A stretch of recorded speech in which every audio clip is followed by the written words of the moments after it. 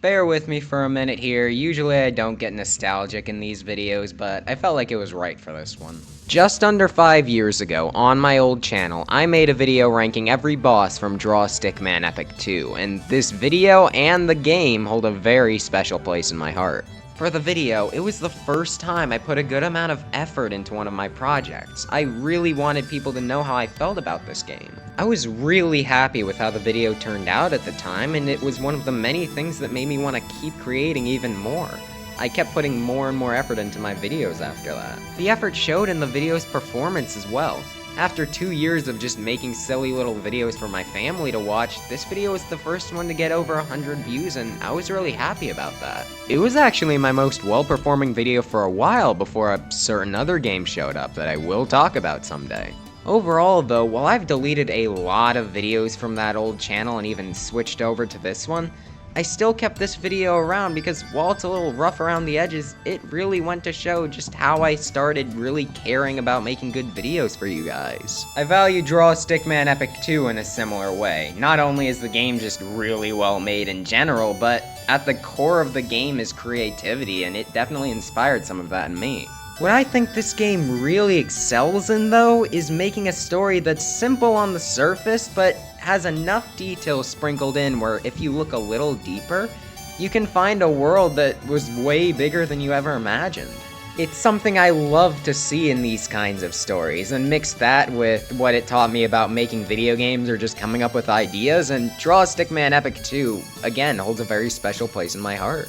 I always knew that I was going to make a remaster of that video, and a part of that is because this is a really fun thing to talk about that I didn't go into too much detail on in the original video. But another part of that is because the video and the game meant so much to me, and I really wanted to modernize it and make it as good as I possibly could. It deserves it. But that's enough sappy stuff. You're not here to see my channel's history, you're here to see me explain why the big rat is better than the big frog, so let's get right into that. Draw A Stickman Epic 2's bosses are some of its biggest highlights. They can be insanely fun. However, while some bosses are the best parts of the game, other ones are pretty mediocre, so I decided I'd go over every one from worst to best and explain why I feel the way I do about them. Unlike last time, I'll also be including bosses from Drawn Below and Book of Seasons in this list, so there'll be a lot more to talk about. Before we start, I want to go over what counts as a boss, and my metric for this was actually pretty simple. If there was boss music for the fight, then I counted it for this list. This meant that the big rock in Chapter 2 and the big crab in Book of Seasons had to be excluded, but like, the fight is just hitting them a few times, so honestly they shouldn't have been included to begin with. Really, the only notable exclusion was the first phase of the final boss in Drawn Below, but that one's only wire puzzles anyway, and honestly it's kind of boring without boss music, so it was a pretty worthy exclusion as well. And of course, as always, keep in mind that this is just my opinion. If you disagree, feel free to tell me in the comments what you think.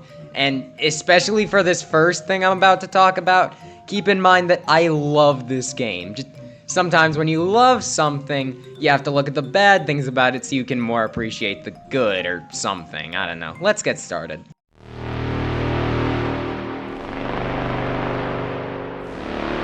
In the original video, last place got last place for one main reason, that being I didn't like the boss's visual design very much. But what happens when a boss fails in pretty much every regard, to the point where it's actually annoying to play? If you want to see what that looks like, take a look at the Ink Spider, far and away the worst boss in the game. Honestly, I don't even know where to start here. Let's start by looking at the spider's visual design, because there's actually something interesting to go over here. All of the bosses in this game, except the final bosses and the ink machine I guess, are all big versions of regular enemies. They usually change something up a bit, but they all have that in common.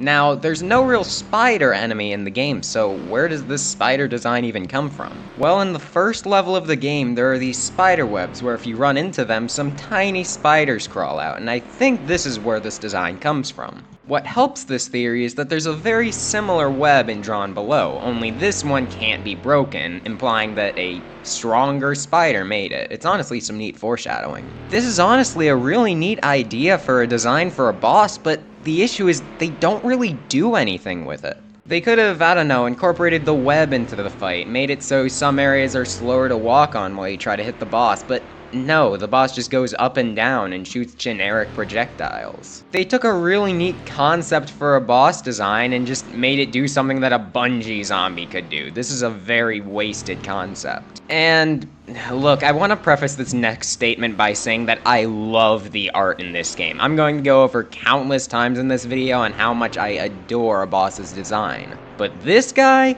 He looks dumb, he looks ugly, he looks stupid, and I'm not threatened by him at all. The legs and string are alright, but the face is just so silly looking, and especially those little hands make it really hard to take this boss seriously. So already, this is the worst boss in the game visually, and I haven't even gotten to the actual fight yet. And don't worry, the gameplay is even worse. Since you can't hit the ink spider with the sword for some reason, you instead have to freeze it and do the only thing you can do to a spider and light it on fire.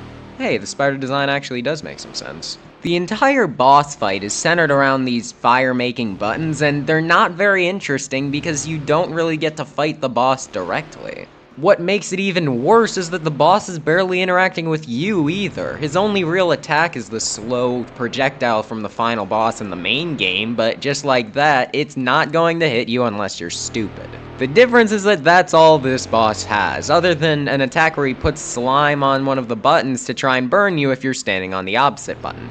But that's another issue. This boss can't get any of his attacks out as long as you freeze him the second he comes down, which you should be doing anyway. Now, Draw A Stickman Epic 2 is no stranger to easy bosses. This is not a very difficult game. But what makes it a lot worse is that you have to burn the ink spider a lot for the fight to end. This boss fight ends up boiling down to freeze the spider, then burn him, then freeze the spider, then burn him, then freeze the spider, then burn him, and it gets real old real fast. And the only thing that's worse than an easy and boring boss fight is an easy and boring boss fight that's really long and tedious. To top it all off, the ink spider also has the worst ending of any boss in the game, because after you burn it and it goes away for the last time, a door opens so that you can see the ink spider go into some ink and cause the actual final boss. That's how this fight ends, not with a satisfying death or anything like that, but with a door opening. I knew from the first time that I played this boss that it was one of the more mediocre ones, but it was only until looking into it a lot closer when I realized just how many flaws this fight had while having almost no positives. Some of these flaws are obvious while others are more subtle, but it all culminates into a boss that's just not fun to play and that ends up being one of the low points of the game. While plenty of other bosses in the game are really good with a ton of highlights, this one is just a failure in every way and is the worst boss in the game by a landslide.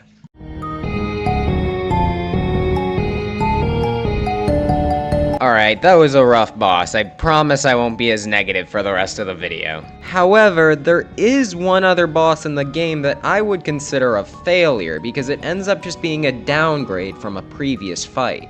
Let's talk about the pit rat. Nope, that's the wrong clip. Play the other one. Yep, I'm counting the drawn below version as a separate fight, and that's honestly because this one is a lot worse. Since I want to cover the original fight in more detail later, for now I'm just going to focus on what makes this fight so much worse. Let's get the most obvious issue out of the way first. This is the worst boss arena in the game for a variety of reasons. It's way too big, there's nothing really interesting here, and the colors just do not fit a boss fight. We went from one of the only bosses to take place in the main village, which is really neat, to this. It's a serious downgrade. You also lose a lot of the freedom that was in the original fight. In that fight, the sword was just an option for how to take it down, but since you're guaranteed to have it by this point, you're basically just gonna be hitting this guy over and over with a sword till he dies, which just isn't very interesting. This fight definitely isn't irredeemable. I mean, the pit rat itself is a pretty good boss, and I do have some fun with this fight. The issue is that it takes away almost everything that made the original pit rat fight so memorable, and because of that, I couldn't put it any higher than this.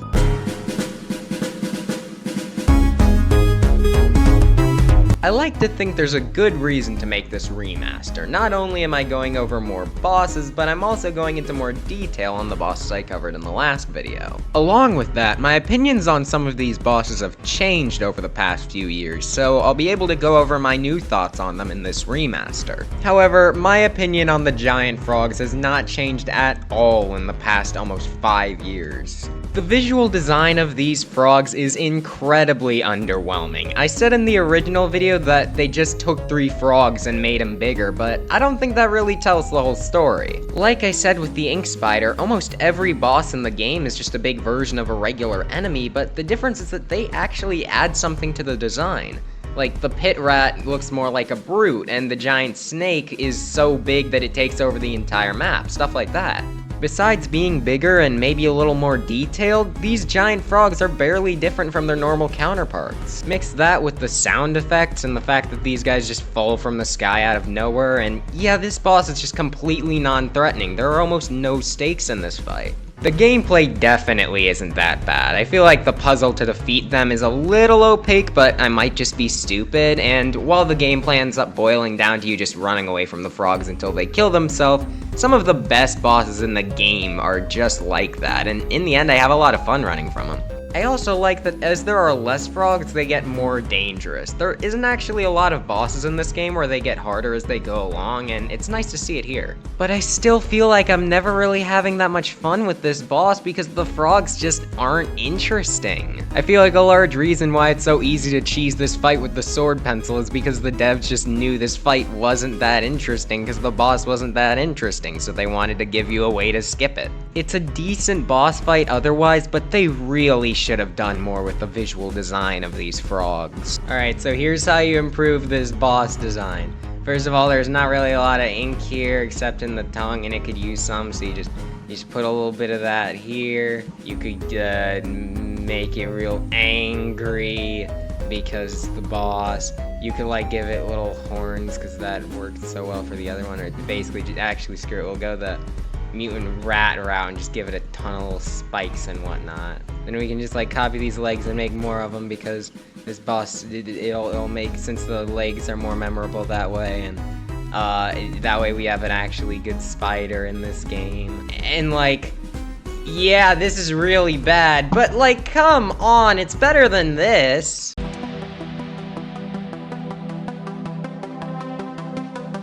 You ever look at those criminal documentaries where you look at the family they came from and how they were raised, and it almost makes sense how they ended up becoming a criminal? That's kind of how this boss feels. Sorry, Book of Seasons, I was gonna have to get to you eventually. So far, the only boss that's in the Book of Seasons is the shark, and there are actually a lot of good things about this fight. This is the first of many bosses on the list with a very strong visual design, and I just love how they turn the piranhas that show up very rarely into an actual boss. The music for this fight is also really good, honestly one of my favorite songs in the game. I also love the idea of a boss that mainly takes place in water with you having to use the ice pencil to get around. That part of the gameplay is fun, along with having to make several eggs to defeat the boss. Unfortunately though, there are several issues with the gameplay in this fight, one of the most obvious ones being that this guy can just insta-kill you.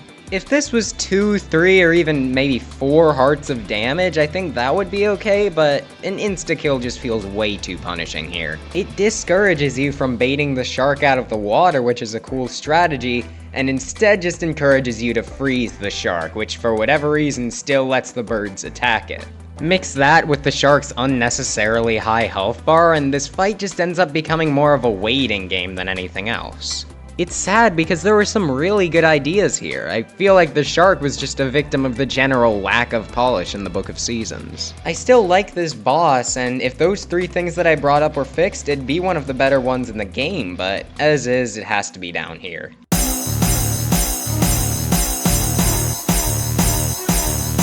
Let's talk about the pit rat, for real this time, because while there are some big flaws with this fight, it also has a lot of strengths which make it the first really good boss on the list. The big issue with this fight is obvious. It takes like 10 seconds to beat, and all you have to do is run to the right until the rat dies to the tree. This is to be expected, it's the first boss in the game after all, but since the fight's so quick and not very memorable, it couldn't really get too much higher than this. That said, there are a lot of good things about this boss, starting with the fact that it is a very good tutorial. Not only are you rewarded for placing a ton of trees with your new tree pencil, but it's great at being easy while also showing you what bosses will be like in the future.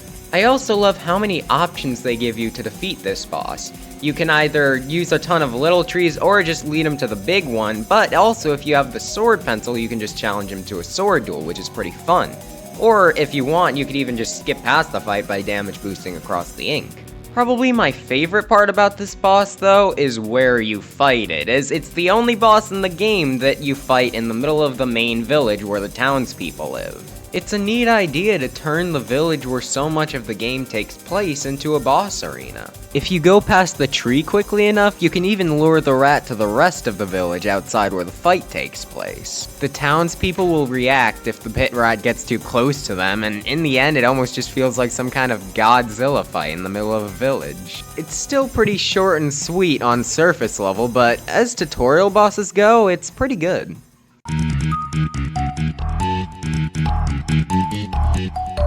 The next few bosses on the list all have a very similar design philosophy, that being style over substance. These bosses will lean heavily into the visuals and atmosphere of the fight while being a bit lacking in the gameplay. Normally when I'm doing these rankings, the gameplay is my main focus, and that's still mainly true for this one.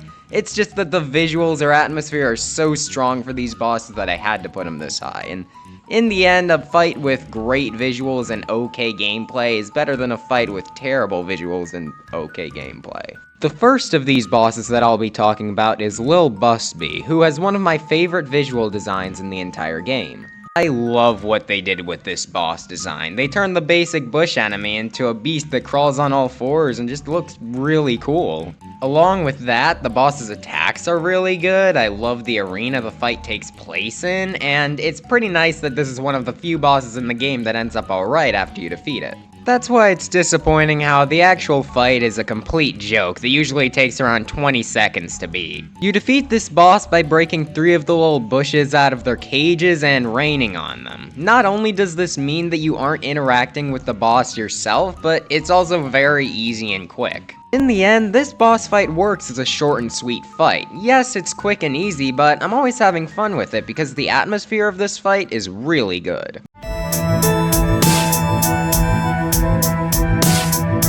The giant troll is definitely a boss I've grown to appreciate more over the years, despite the fact that it also leans more into the visuals instead of gameplay. This guy looks even better than Lil Busby does. Even before the fight starts, you get to see his horns and ears poking up over the mountain, which is some great foreshadowing, and it gets even better once you actually get to see the whole thing.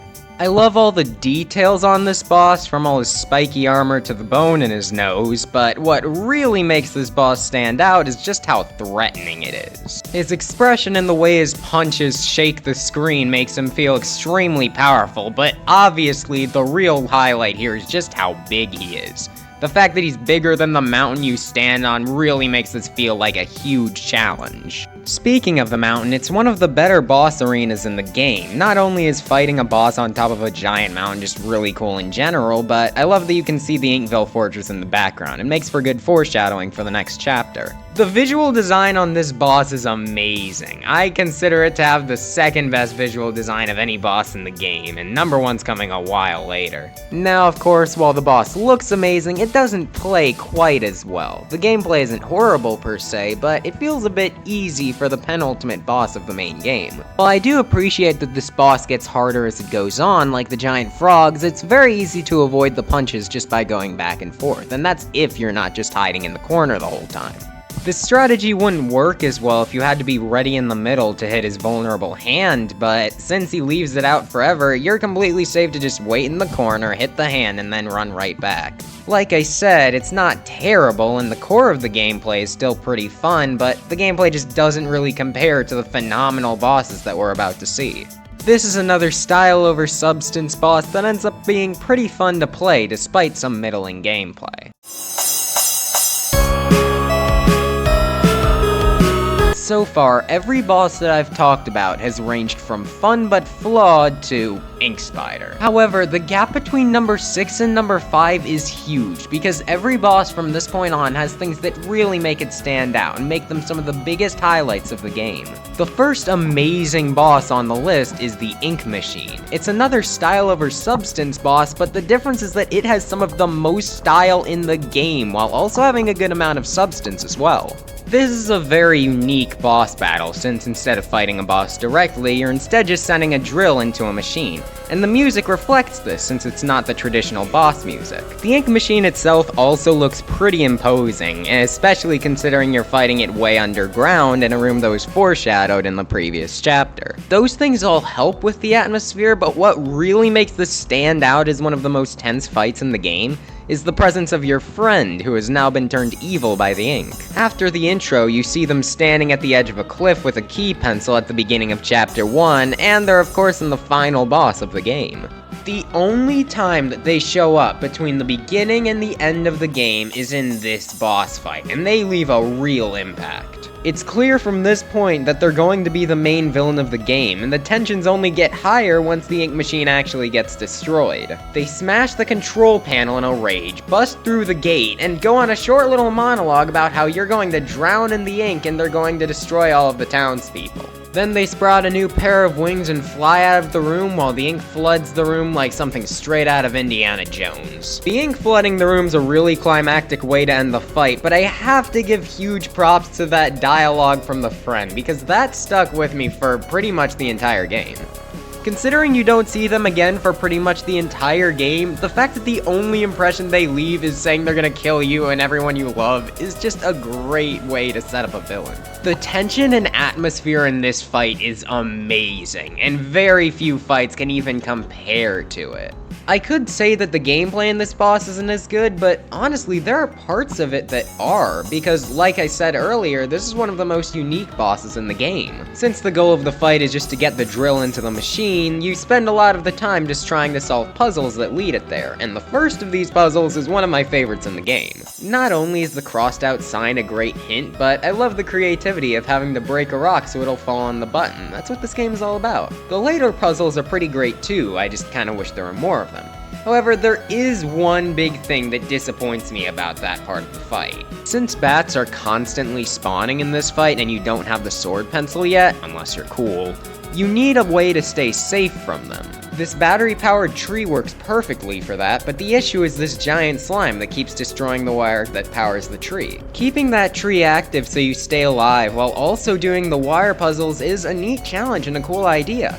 Or at least it would be if there wasn't an actual tree right next to it. It's a shame because otherwise it's an interesting idea that's not even too difficult, but as is, you can just stand inside the tree and you're basically invincible. I feel like this boss was hurt by being the second boss you fight in the game, not because it's pretty short and easy, but because they didn't really have too much to work with for the wire puzzles, so one of them had to be a tree puzzle, which makes the fight a bit more boring. That's my biggest problem with the fight, and in the end it's a nitpick. The gameplay in this fight is still solid, and the puzzles are really good. Mix that with the top-notch presentation that makes this fight really memorable, and it's easy to see why this boss is such a jump up from the last one. It's so great.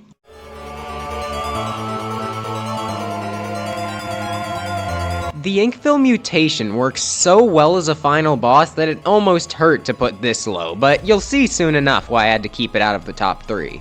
I want to start by talking about the gameplay though, because this honestly might be the best gameplay in any of these bosses. The attack where it falls from the ceiling is really dangerous since it takes so much damage and you learn to avoid it really quick. After you hit it a few times though, it'll transform into either you, your friend, or Zarp, the villain from the first Draw A Stickman epic, and it's a very difficult fight. These things can't be frozen and they're fast, meaning they will do a good amount of damage. dodge. You have to be ready to click at the exact right moments, and honestly, that makes for a difficult boss, which is fitting for it being the final boss of the game. The boss has a really threatening atmosphere as well. Part of that is due to the boss design and the way it transforms into various things you've drawn. It's pretty unique. The music obviously contributes to this feeling like such a climactic final boss, but what probably helps the most with this is the boss arena. The dark purple walls and floor, the web surrounding the walls, and the skulls all over the floor really makes this feel like a dangerous room where people have died before. Especially since you're just dropped in here with no way out, it feels more like a dungeon than anywhere else in the game. I feel like the best way to explain how I feel about this boss is to compare it to the final boss of the main game. Both bosses have good atmosphere, that boss has good puzzles, and so does this one in the phase I didn't cover. That boss has an alright combat phase, but this one's combat is some of the best in the game, and that boss has a really satisfying ending. Unfortunately, that's what's holding this fight back. It ends pretty poorly with just a rope being thrown down from the ceiling. It's nice that the townspeople came back to save you, and the ink going back in the jar that it came from is a nice detail, but it feels really anticlimactic and abrupt. The fight just kind of ends out of nowhere after you kill Zarp, and it feels really unsatisfying. It's honestly one of my biggest problems with Drawn Below as a whole. A bad ending isn't necessarily the worst weakness for a boss to have, but as a final boss, it does bring the fight down despite how many factors bring it up. With a better ending, this could have been the best boss in the game, but as is, it just has to settle for one of the best.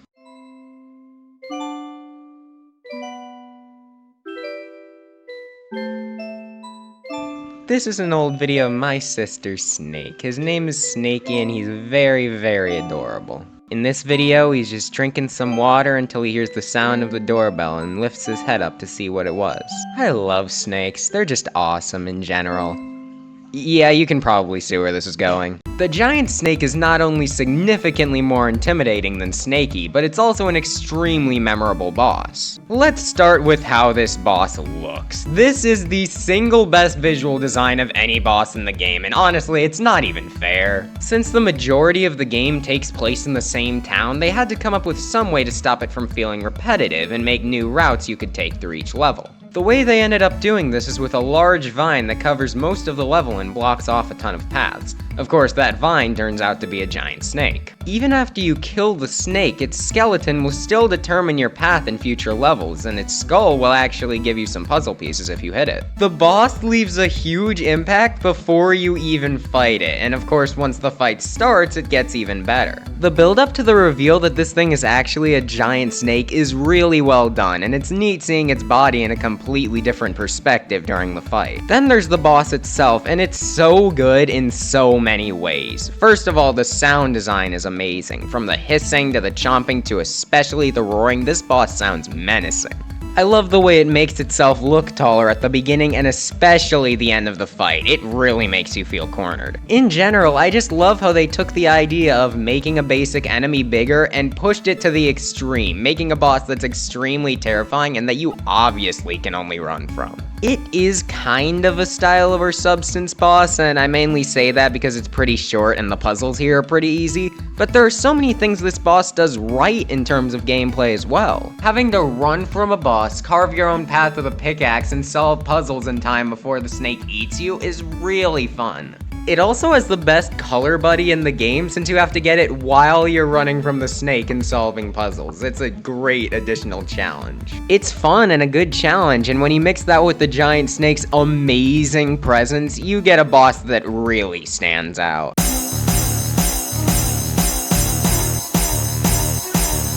I feel like I've been a bit harsh to Drawn Below in this video. I've only ranked its final boss highly so far, and a lot of its other bosses landed right at the bottom of the list. It's a shame because I really like Drawn Below, even more than the main game. It's just that the bosses here don't get as much build up as they do in the main game, so they ended up ranking lower. That's why I'm happy knowing that not only is a Drawn Below boss a real candidate for the best boss in the game, But that boss is also the first one you fight in Drawn Below. They really showed their hand early. I would describe King Dragorth as a flawless boss. It does pretty much everything right. For starters, I love how it looks, partially because it's a boss version of my favorite enemy in the game. They only show up in one level in one room in Drawn Below, but their design and speed made them really memorable. I love the way King Dragorth incorporates elements from these enemies into his design, especially the way he waits on the floor as a pile of bones and ink until you steal the tree pencil, which even gives him some character. In general, though, he just looks really cool. It's a king skeleton dragon, what more do I have to say? This fight also has one of the best boss arenas in the game. Not only is the theme of a treasure room great, but I really love how the floor falls apart as the fight goes on, which makes you have to use the tree pencil to keep going. It's a very memorable part of the fight. It's fun to fight against, too. It's another boss that encourages you to run from it, but since you're making tree pencils as you run, you're constantly dealing damage to King Dragorth. What really makes this boss stand out in terms of gameplay, though, is that you can attack it with the sword. It's not as effective as the trees, but if you use them both, you'll actually get some good results. Or you can just use the sword, no trees. I definitely wouldn't recommend this, but it is something you can do. King Dragorth is either a terrifying skeleton dragon that you have to run from while damaging it with trees, or a terrifying skeleton dragon that you can actually take down with the sword pencil and some effort. This boss gives you a ton of freedom, and no matter which way you decide to defeat it, it's always fun and engaging. King Dragorth is pretty much the anti-ink spider. I knew from the beginning that this was a really fun boss, but it was only when I started making this list that I realized how much good things it does. It only barely missed the top spot. King Dragorth is without a doubt one of the highlights of Draw A Stickman Epic 2 as a whole.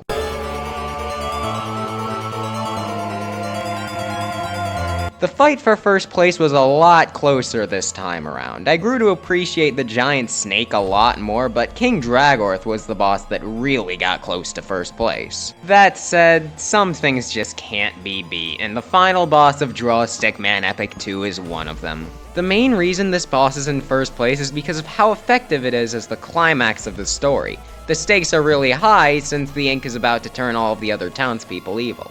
That really makes you want to save them, and the puzzles you have to solve in order to do so are pretty fun as well. They make good use of the key pencil along with several other pencils you've gotten throughout the journey. The boss also fires projectiles at you that explode into a ton of spikes. They're not difficult to avoid, but they at least keep you on your toes while you're solving the puzzles. That part of the fight is really fun, and after that you get to fight some dragons. That part, though, I do think is a bit weaker. Even if you don't use the ice pencil, these dragons are way too easy to take out, especially considering this is the final boss. The Inkville mutation is a much better example of how to have difficult combat in a final boss. I'll admit I'm nitpicking there. This part of the fight is still really fun and engaging. I mean, you are killing dragons, but I personally would have liked a bit more difficulty here. Now, if I have that issue with the fight, then why did it get to number 1? Well, that's because what comes after this is so well done from a story perspective, even though it's mainly just a playable cutscene, that I had to put it up here. First, the ink releases your friend, and if you haven't gotten all the puzzle pieces, they fall into the void below. And I think this is a really neat detail, especially since it affects the credits. The story of that ending is top-notch. The ink comes after you and turns you evil, but all the townspeople come back and work together to make a giant tree that destroys the ink and saves you.